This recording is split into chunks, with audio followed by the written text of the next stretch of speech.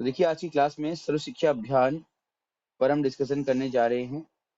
सर्व शिक्षा अभियान के अंदर ही एक छोटा सा कहे कि इसका सब सिस्टम है या सब स्कीम है जिसको हम पढ़े भारत बड़े भारत कहते हैं।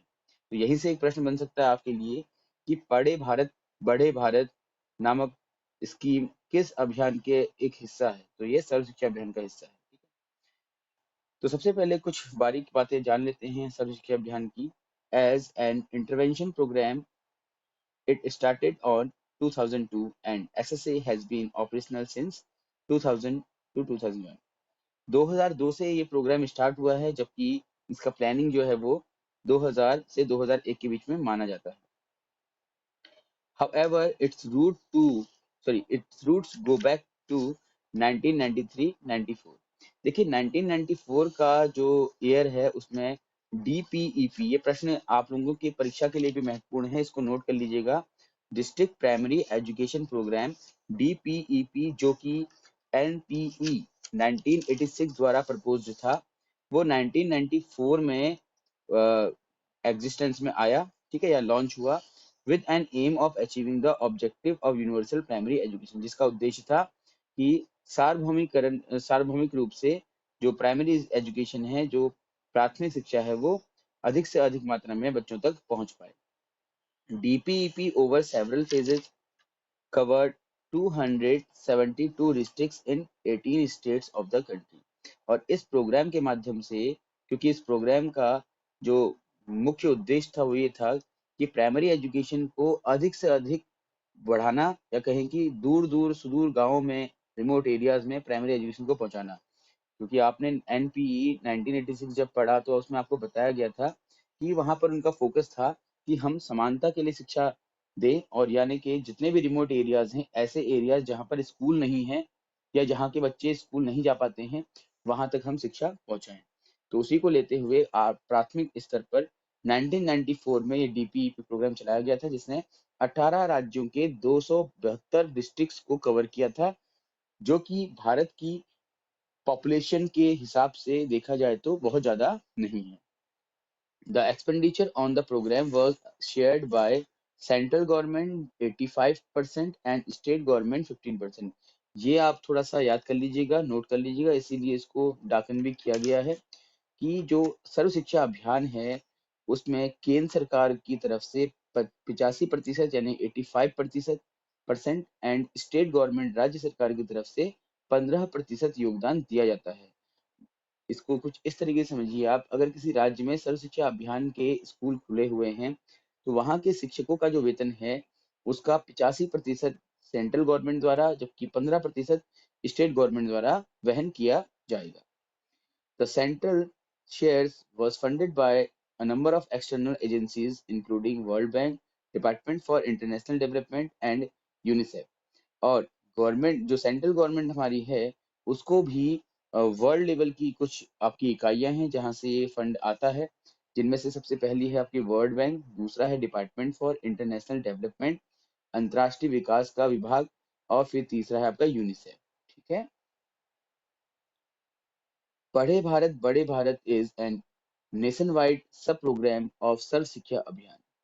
पढ़े भारत बड़े भारत नाम से सर्व शिक्षा अभियान का एक सब प्रोग्राम चलाया जा रहा है या फिर चलाया गया है, design to improve comprehensive early reading writing and early mathematics programme for children in class 1 and 2। याद रखना है, पढ़े भारत बड़े भारत सर्व शिक्षा अभियान का ही एक हिस्सा है, लेकिन इसके अंतर्गत कक्षा 1 और कक्षा 2 के जो बच्चे हैं उनकी रीडिंग और राइटिंग स्किल्स और उसके साथ उनकी गणितीय योग्यता जो है उसको डेवलप करने की बात कही गई है, या उसके लिए प्रोग्राम चलाया जाता है। ठीक है, इसे हम बोलते हैं न्यूमरेसी एंड लिटरेसी। ठीक है, लिटरेसी में आप पढ़ना और लिखना जानते हैं, आप जानती हैं व्हाट इज लिटरेसी, साक्षरता क्या है। तो व्यक्ति अगर लिखना पढ़ना जाने तो उसको हम साक्षर कहते हैं। न्यूमरेसी क्या है, जिसको गणितीय आंकड़ों का बेसिक ज्ञान हो, जो कि दैनिक में वो प्रयोग कर सके। क्लास 1 and 2 के लिए specially reading writing and mathematical जो स्किल्स होते हैं उनको डेवलप करने के लिए पढ़े भारत बड़े भारत प्रोग्राम सर्व शिक्षा अभियान के अंतर्गत चलाया गया। All children to complete 5 years of elementary schooling by 2007। सभी बच्चों का मतलब ये है कि भारतवर्ष के जितने भी बच्चे हैं, राइट, जो 5 वर्ष तक की जो शिक्षा है 1 to 5 की, है ना, वो 2007 तक कंप्लीट कर ली जाए। अर्थात कि जितने भी बच्चे हमारे भारत में हैं या हमारे देश में हैं, वहां पर सभी को कम से कम 2007 तक 5 वर्ष तक की जो शिक्षा होती है वो पूरी करा दी जाए। क्योंकि 2002 में आप देखिए आपका स्कीम लॉन्च हुआ है, लॉन्च क्या कह सकते एक्शन में आया है, और 2002 से +5 कर लीजिए 2007। अगर 2002 में किसी बच्चे का एडमिशन आप क्लास 1 में करवाते हैं तो निश्चित रूप से 2007 में क्लास 5 क्लियर कर लेगा ना। ठीक है, तो इस प्रकार से 2007 तक एलिमेंट्री एजुकेशन के अंतर्गत कक्षा 5 तक की शिक्षा, और उसके बाद 2010 तक कक्षा 8 तक की शिक्षा पूरी करा दी जाए। ठीक है, तो 7 के बाद देखिए 7+3 10 होता है ना, तो ऐसे ही 5+3 8 हो गया। तो 5 वर्ष तक की शिक्षा जो है बच्चा, कक्षा 5 तक की शिक्षा अगर 2007 में ले रहा है कोई बच्चा, तो निश्चित रूप से कक्षा 8 तक की शिक्षा लेने में उसको 2010 तो समय लग ही जाएगा। तो ऐसे करके इसको आप कैलकुलेट कर लीजिएगा। क्लियर हो गया? ये पॉइंट बहुत इंपॉर्टेंट है आपके लिए, एग्जाम में पूछा सकता है। देखो कई बार तो आप देखते हैं कि आयोग में ऐसे प्रश्न बनते हैं कि निम्न में से कौन सा एक कथन सर्व शिक्षा अभियान के संबंध में सही है। तो अब ये आपसे पूछ देगा कि all children to complete 5 year elementary schooling by 2010, गलत हो जाएगा ना। तो ये चीज आप याद रखिएगा। 2002 में ये स्कीम आपकी ऑपरेशन में आई, तक कक्षा 5 तक ये शायद सभी कभी Bridge the gender and social category gaps at primary schooling stage by 2007 and elementary education level by 2010। ठीक है, तो ये आपको बता चुका हूँ आगे में। एसएसए मतलब सर्व शिक्षा अभियान aims to provide educational infrastructure to around 193 million children in 1.1 million habitations. देखिए ये फिगर आप लोगों को याद रखना है, क्योंकि ये स्कीम जो है ना अभी प्रेजेंट टाइम पे जो 2019 की शिक्षा नीति है इसके अंतर्गत ये स्कीम बंद हो चुकी है और इसको मर्ज करके समग्र शिक्षा अभियान के नाम से चलाया जा रहा है। शायद आप लोगों को जानकारी इस संबंध में जरूर होगी। ठीक ठीक है, तो ये फिगर याद रख लीजिएगा 193 मिलियन चिल्ड्रन, ये फिगर जरूर याद रखिएगा आप, क्योंकि फिगर्स हम भूल सकते हैं। और 1.1 मिलियन हैबिटेशंस। ठीक, थोड़ा पेन आपको लेना पड़ेगा, फिगर्स इजीली याद होते नहीं हैं बट आपको याद करने ही पड़ेंगे। The pioneer of the SSA program was Atal Bihari Vajpayee. तो आप जानते हैं कि 2001-2 के समय में बीजेपी सरकार थी जो कि अटल बिहारी वाजपेयी द्वारा हेडेड थी। ठीक है, ये प्रधानमंत्री थे इसके, और इस प्रोग्राम को चलाने का श्रेय जो है इन्हीं को जाता है। Right, the initial aim of SSA was to meet its objectives by 2010। जो बेसिक जो इसका एम था वो ये था कि 2010 तक जितने भी ऑब्जेक्टिव रखे गए हैं एसएसए के वो सारे के सारे क्या हों, कंप्लीट हो पाए। लेकिन क्योंकि आप जानते ही हैं कि धरातल पर जो जब भी हम कोई कार्यक्रम चलाते हैं तो इतना इजी नहीं होता कि वो आपका वर्क कर जाए, एग्जीक्यूट हो जाए, तो समय वो ले लेता है। तो इसलिए 2010 तक काफ़ी हद तक ये सक्सेसफुल हुआ, बट क्योंकि तब तक आरटी एक्ट नहीं आया था तो इस वजह से इतना ज़्यादा सक्सेसफुल नहीं हो पाया। लेकिन जैसे ही 2009 का जो आरटी एक्ट आया, जिसके बाद से बच्चे का मूल अधिकार, राज्य का कर्तव्य और एक अभिभावक का मौलिक कर्तव्य बना दिया गया, क्या, आधारभूत शिक्षा या कहेंगे बेसिक शिक्षा। तो उसके बाद से जो एसएससी का प्रोग्राम है वो बहुत अच्छी तरीके से वर्क करने लगा। राइट, तो इसीलिए 2010 के बाद इसको और ज़्यादा एक्सटेंड किया गया आगे। In the national education policy of 2019, 2019 की जो राष्ट्रीय शिक्षा नीति है जिसका ड्राफ्ट अभी आ चुका है बट लागू नहीं हुई है, याद रखना है आप लोगों को। It was mentioned that an estimated 6.2 crore children of school age between 6 to 18 year were out of school in 2015। 2015 तक कराए गए सर्वे में ये पाया गया कि अभी भी लगभग 6 करोड़ बच्चे जो कि 6 से 18 वर्ष के हैं वो विद्यालय नहीं जाते हैं, जो कि ये बहुत बड़ी बात है। ठीक है, 6 करोड़ की जो जनसंख्या है बच्चों की वो कम नहीं होती है। राइट, तो इस वजह से ये कहा जा सकता है कि अभी भी एसएससी का जो ऑब्जेक्टिव वो अचीव नहीं किया गया है। और इस कारण से अब 2018 में सर्व शिक्षा अभियान अलॉन्ग विद राष्ट्रीय माध्यमिक शिक्षा अभियान वाज लॉन्च टू फॉर्म समग्र शिक्षा अभियान। तो 2018 में अब जो सर्व शिक्षा अभियान है और उसके साथ ही साथ राष्ट्रीय माध्यमिक शिक्षा अभियान, सर्व शिक्षा अभियान आप जानते हैं कक्षा 8 तक के लिए है, और कक्षा 8 के बाद कक्षा 9-10 के लिए राष्ट्रीय माध्यमिक शिक्षा अभियान है। इन दोनों को मर्ज करके समग्र शिक्षा अभियान में सम्मिलित कर दिया गया, या कहें कि अब नया अभियान चलाया जा रहा है जिसको समग्र शिक्षा अभियान कहते हैं। और आप लोगों के सिलेबस में समग्र शिक्षा अभियान शब्द का जिक्र ही नहीं है, और ये बहुत इंपॉर्टेंट है। तो इसीलिए मैं आपसे कह रहा हूँ कि आपका जो सिलेबस है उसके बियॉन्ड जाके आपको पढ़ने की आवश्यकता है, right. There is a government portal under the name Shagun. Shagun क्या है, ये आप लोग के लिए आज का मैं होमवर्क देता हूँ। अगर समय लगता है तो आप किसी भी यूट्यूब चैनल से नहीं, सिर्फ नेट पे जाकर के शगुन चेक करिएगा, और जो गवर्नमेंट की जो साइट है ना, वहां पर आप पढ़िएगा कि शगुन है क्या, उसके ऑब्जेक्टिव्स क्या है। क्लियर हो गया, ये जरूरी है। बहुत इजी टास्क मत लिया करो कि यूट्यूब में जाकर के फटाक से देख लेते हो, तो उससे कोई ज्यादा बेनिफिट नहीं मिलता है। आप जो ऑथेंटिक साइट्स होती है वहां जाकर के जरूर उसको एक बार क्रॉस चेक कर लिया करो। तो शगुन जो प्रोग्राम है ये भी पूछा सकता है आपके एग्जाम में, इंपॉर्टेंट है। करंट अफेयर्स में ऐसी ही चीजें बनती हैं, कुछ नया नहीं आता है। तो शगुन कब लॉन्च हुआ है, तो 2017 में लॉन्च हुआ है, ठीक है। एक गवर्नमेंट पोर्टल है that has been launched to monitor the SSA program। तो शगुन जो प्रोग्राम है उसको किसके लिए लॉन्च किया गया, एसएसए प्रोग्राम को मॉनिटर करने के लिए। लेकिन अब ये एसएसए तो आपका मर्ज हो चुका है ना समग्र शिक्षा अभियान में, तो अब इसको भी हम एसएसए कहेंगे, समग्र शिक्षा अभियान। तो इसको क्या करेंगे आप, मॉनिटर करने के लिए शगुन जो प्रोग्राम है वो लॉन्च किया गया है। ऑब्जेक्टिव्स क्या हैं देखिए एसएसए के।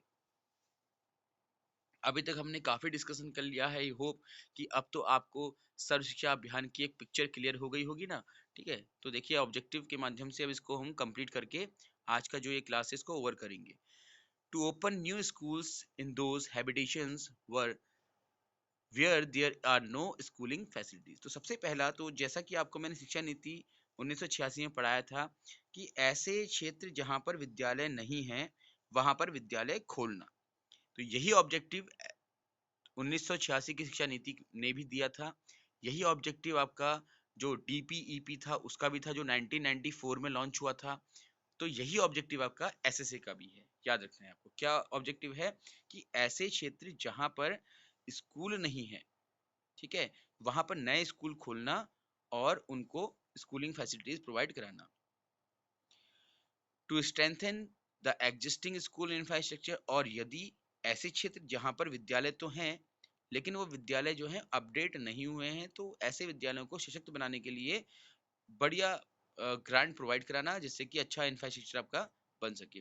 To provide alternate schooling facilities, विद्यालय में जो भी उचित आवश्यकताएं हैं उनकी पूर्ति करना, ठीक है। टू कंस्ट्रक्ट न्यू स्कूल्स, नए नए विद्यालय बनाना। To add additional classrooms, toilets, drinking water facilities in the school, विद्यालयों में आवश्यकता के अनुरूप क्लासरूम्स बनाना, टॉयलेट्स, ड्रिंकिंग फैसिलिटीज को अच्छा करना, ठीक है। To maintain school improvement grant, ठीक, स्कूल की जो भी आवश्यकताएं हैं उनके लिए जितना भी पैसा लगता है उसकी ग्रांटिंग करना, यानी कि वो अनुदान उपलब्ध कराना। देखिए ये इतनी सारी बातें मैंने आपसे की, तो ये एक बार मैं एक आपको थोड़ा सा फ्लैशबैक में ले चलता हूँ कि किसी भी नए स्कूल को खोलना, नए स्कूल में 2 कक्ष रखना, शौचालय की व्यवस्था करना, ड्रिंकिंग वाटर की व्यवस्था करना, ये सब कुछ क्या है 1986 में मिशन या ऑपरेशन ब्लैक बोर्ड के नाम से जाना जाता था। तो याद रखना है आपको, ऑपरेशन ब्लैक बोर्ड भी इंपॉर्टेंट है आपका, वो क्या है मैं पढ़ा चुका हूँ, और वो कब लॉन्च हुआ था ये भी आपको मैंने बताया है, ठीक है ना, right. To provide free text book uniform to children, बच्चों को निशुल्क पुस्तकें एवं यूनिफॉर्म्स उनको प्रोवाइड कराना। यूनिफॉर्म मतलब कि जो भी कपड़े उनके होते हैं स्कूल पहनने के वो। To increase the strength of teachers in the school where there is a shortage of teachers, additional teachers are provided to such schools। तो ऐसे विद्यालय जहाँ पर आवश्यकता से कम शिक्षक हैं वहाँ पर आवश्यक शिक्षकों या आवश्यकता के अनुसार शिक्षकों की नियुक्ति करवाना, और जो भी शिक्षक हैं उनको अपडेट करने के लिए उनकी ट्रेनिंग कराना, उनको स्ट्रेंथ उनकी जो है उसको इंक्रीज कराना, ये सब कुछ। To enhance and strengthen the skills and capacity of the existing teacher in schools through, और जो टीचर्स ऑलरेडी स्कूल में हैं तो समय समय पर ट्रेनिंग के माध्यम से, एक्सटेंसिव ट्रेनिंग्स के थ्रू, मटेरियल्स के थ्रू, जो टीचिंग लर्निंग मटेरियल होता है, टीएलएम जिसको हम बोलते हैं, राइट, उनके लिए भी ये जो सर्व शिक्षा अभियान है इसके अंतर्गत ग्रांट आती है, अनुदान आता है, पैसा आता है। And academic support structure at a cluster, block and district level are being strengthen. और क्लस्टर मतलब संकुल बोलते हैं हिंदी में इसको हम, ब्लॉक मतलब होता है आपका विकास खंड, और डिस्ट्रिक्ट मतलब जिला। तो जिले के अंदर बहुत सारे विकास खंड आते हैं और एक विकास खंड के अंदर काफी सारे संकुल आते हैं जिनको हम अंग्रेजी में क्लस्टर बोल रहे हैं। तो एक क्लस्टर में बहुत सारे विद्यालय होते हैं, प्राथमिक विद्यालय स्पेशली। तो इस प्रकार से जो ये बड़ी इकाइयां हैं जो विद्यालय की सहायता में सहयोग देती हैं, वहां पर एकेडमिक सपोर्ट प्रोवाइड करवाना, ठीक है। To provide life skills to the students along with quality education, बच्चों को गुणवत्तापरक शिक्षा देने के साथ साथ जीवन जीने के कौशलों का भी उनके अंदर विकास करना, ये भी सर्व शिक्षा अभियान का क्या है, उद्देश्य है। और ये उद्देश्य कहाँ से लिया गया है, ये लिया गया है गांधी जी की बेसिक एजुकेशन से, ठीक है। To understand the educational needs of traditionally excluded categories, ठीक है। तो ऐसी कैटेगरीज जो अभी तक समाज से अलग की गई है, उनकी आवश्यकताओं को समझते हुए उनके लिए अलग से कुछ उपबंध बनाना, ठीक है। कौन सी कैटेगरीज आप जानते ही हैं, जैसे कि हमारे विशेष आवश्यकता वाले बच्चे होते हैं, महिलाएं होती हैं, एससी हैं, एसटी माइनॉरिटीज हैं and all. SSA also seeks to bridge the digital divide by offering computer education to children, और बच्चों को कंप्यूटर एजुकेशन प्रोवाइड कराना ये भी क्या है, एसएसए का ही एक दायित्व है। तो देखिए इतना छोटा सा हमारा ये टॉपिक था आज का जो कि कंप्लीट हो गया है। आई होप कि इस टॉपिक में आपको जो जो बारीक चीज़ें हैं वो सब मिल गई होंगी। और वैसे तो कोशिश ये की गई है कि सारा कुछ इसमें सम्मिलित कर लिया जाए, ठीक है। मेन मेन जो टॉपिक्स है, मेन मेन जो पॉइंट्स हैं वो उन्हें बार बार एम्फेसिस किए हैं आपके सामने, उनको आपने याद करना है। और फिगर्स जो है वो आपने बिल्कुल नोट कर लेने हैं, राइट, क्योंकि एग्जामिनेशन में फिगर्स का बहुत बड़ा रोल रहता है। चलिए फिर आज की क्लास हम इतना ही कर रहे हैं।